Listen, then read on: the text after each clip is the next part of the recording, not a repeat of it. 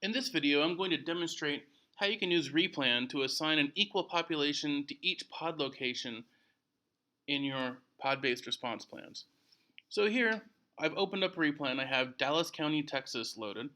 These red lines represent the road network. These little colored dots represent what we refer to as candidate pods, which are basically pods that can be chosen, or facilities that can be chosen to host a pod location.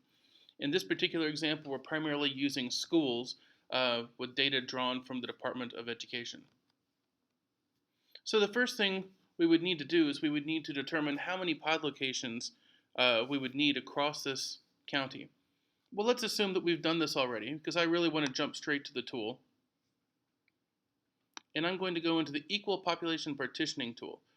So here you see I can choose number of partitions and number of booths or lanes, and I can partition the scenario by either population or households.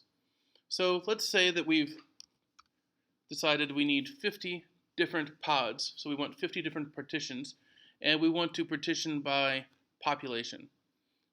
For each one of these different 50 partitions, let's say we assume that we need 25 dispensing lanes to treat the population within those partitions. So I'll go ahead and click on partition. Now this will take a moment because it's a fairly complex feature. And I want to mention something. If you were a GIS analyst watching this video, you may realize, hey, I've never seen a feature like this before. Well, that's because this is a feature that we have developed specifically for planners that are trying to build emergency response plans based on CDC recommendations. So this feature isn't available in any other GIS software package. Currently, it's only available through replan.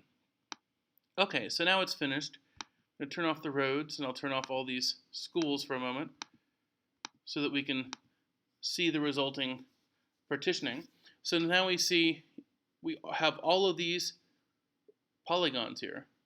Each one of them represents a catchment area for a pod, and then we have these green triangles that are labeled Uniform Pod 2, Uniform Pod 43, Uniform Pod 32, and so on and so forth.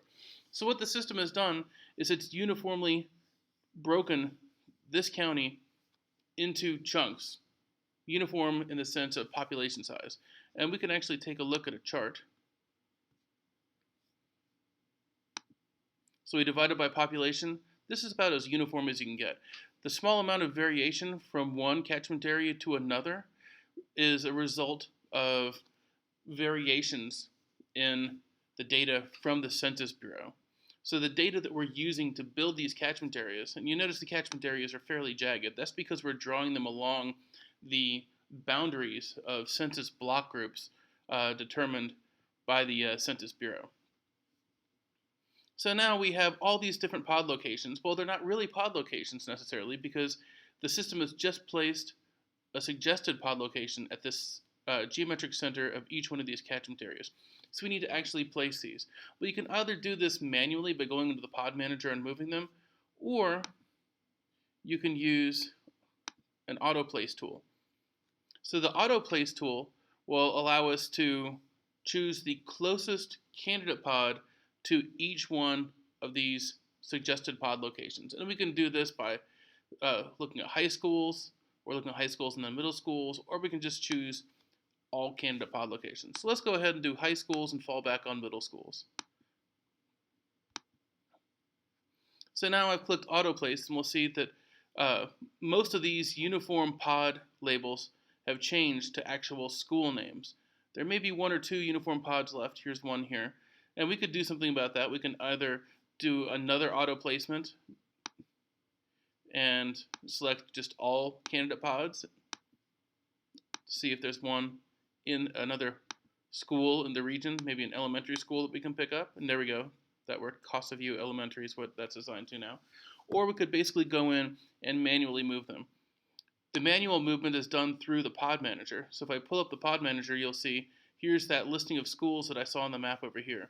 If I click through them, I can go to the location tab down here and see I've got all of that, all the address and location information already populated in the system to make this as easy as possible for you to basically go from nothing to a basic plan that you can start refining in just a few minutes. Now, if you decide that any of these facilities are not suitable to host a pod, that's fine. You can just use the move pod feature to move the pod to either another facility, or you can potentially move it to somewhere that we don't even have facility information loaded into Replan for, and you can manually load the information yourself. So this was a demonstration on how to build a response plan assigning an equal population to each pod location.